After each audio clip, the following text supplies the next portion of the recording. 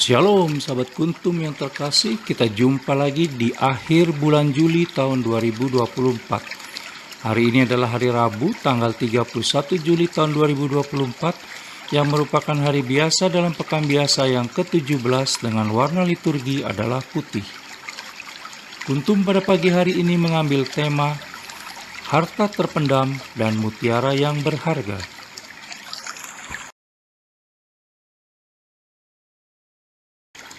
Struktur bacaan kita pada pagi hari ini terdiri dari bacaan pertama yang diambil dari kitab Yeremia 15 ayat 10 dan ayat 16 sampai dengan 21. Mazmur tanggapan diambil dari kitab Mazmur 59 ayat 2 sampai dengan 5a, 10 sampai dengan 11 dan ayat 17 sampai dengan 18. Bait pengantar Injil diambil dari Injil Yohanes 15 ayat 15b. Dan bacaan Injil kita pada pagi hari ini diambil dari Injil Matius 13 ayat 44 sampai dengan 46. Bacaan Injil pada hari ini sama dengan bacaan Injil pada hari Rabu, tanggal 2 Agustus tahun 2023, dan struktur bacaan pada hari ini sama dengan struktur bacaan pada hari Rabu, tanggal 27 Juli tahun 2022. Baik sahabat Kuntum yang terkasih, saya akan bacakan bacaan Injil kita pada pagi hari ini yang diambil dari Injil Matius 13 ayat 44 sampai dengan 46. Perumpamaan tentang harta terpendam dan mutiara yang berharga. Hal kerajaan sorga itu seumpama harta yang terpendam di ladang, yang ditemukan orang lalu dipendamnya lagi. Oleh sebab sukacitanya pergilah ia menjual seluruh miliknya lalu membeli ladang itu. Demikian pula hal kerajaan sorga. Itu seumpama seorang pedagang yang mencari mutiara yang indah. Setelah ditemukannya mutiara yang sangat berharga, ia pun pergi menjual seluruh miliknya, lalu membeli mutiara itu. Demikianlah sabda Tuhan, terpujilah Kristus.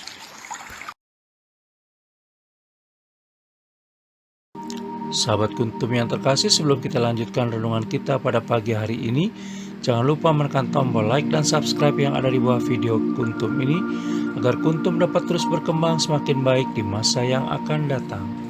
Sebelumnya saya sampaikan terima kasih dan mari kita lanjutkan renungan kita pada pagi hari ini.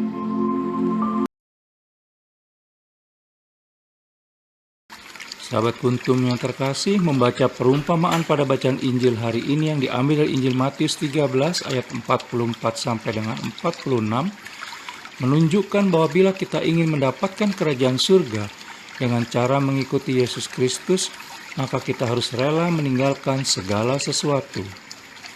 Kalimat ia menjual seluruh miliknya untuk membeli ladang yang kita bisa baca dalam Injil Matius 13 ayat 44c, atau mutiara di dalam Injil Matius 13 ayat 46b, dalam bacaan Injil pada hari ini mengingatkan penulis akan beberapa hal. Antara lain, yang pertama, para murid Yesus Kristus yang meninggalkan jalan mereka untuk mengikutinya, sebagaimana kita bisa baca dalam Injil Matius 4 ayat 20, Injil Markus 1 ayat 18, dan Injil Lukas 5 ayat 11.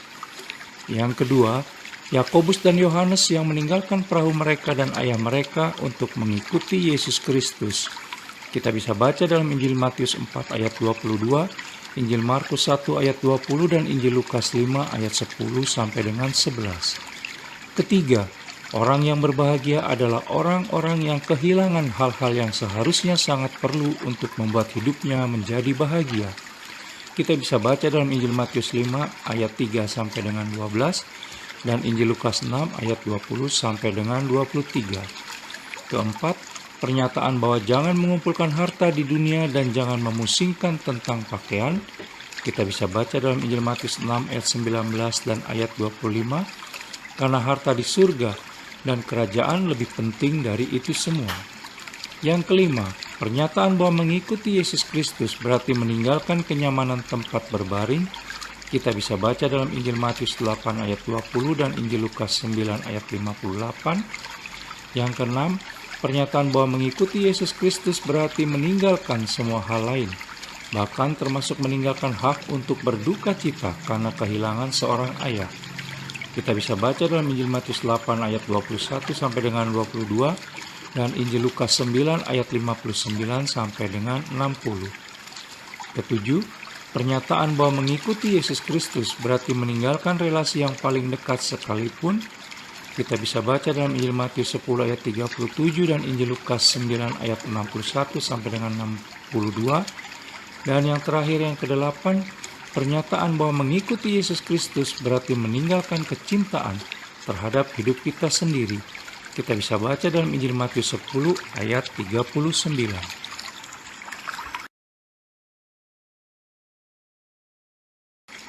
Sahabat Kuntum yang terkasih, adakah kita merasa tuntutan Yesus Kristus tersebut terlalu berat dan besar untuk kita jalani? Yesus Kristus adalah teladan sejati di dalam segala sesuatu, di mana para murid telah meninggalkan perahu, jala, rumah, dan ayah mereka. Tetapi Yesus Kristus malah meninggalkan surga dan Bapanya, penghormatan para malaikat, dan kemuliaan yang membuat semua makhluk sembah sujud padanya, hanya untuk memperoleh penghinaan dan penganiayaan di dunia ini. Yesus Kristus malah meninggalkan harta surgawinya untuk memperoleh harta duniawi, yaitu umat pilihan Bapanya yang di surga.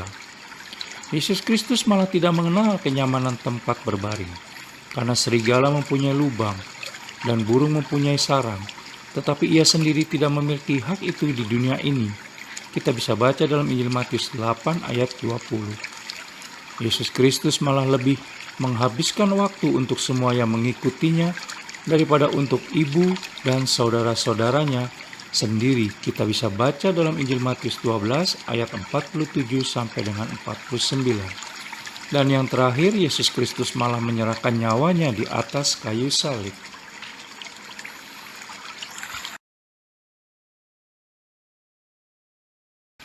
Sahabat Kuntum yang terkasih, apa yang Yesus Kristus sudah kerjakan selama ini sangat banyak, bahkan melampaui apa yang ia tuntut selama ini kepada para murid dan pengikutnya, termasuk kita juga tentunya. Pertanyaan sekarang adalah, sudahkah kita menjual seluruh milik kita agar hati kita terbebas dari kesukaan akan dunia ini yang melampaui kasih kita kepada Allah Tritunggal Maha Kudus? Dan masihkah kita menghina Yesus Kristus dengan mengabaikan semua tuntutan untuk mengutamakannya?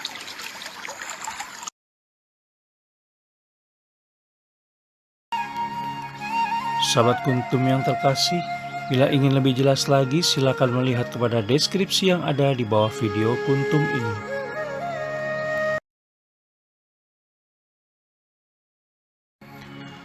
Dan jangan lupa untuk menekan tombol like dan subscribe yang ada di bawah video Kuntum ini, agar Kuntum dapat terus berkembang semakin baik di masa yang akan datang.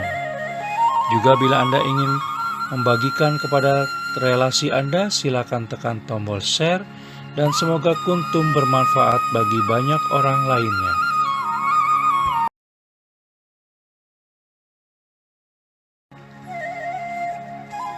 Terima kasih, selamat pagi, dan shalom.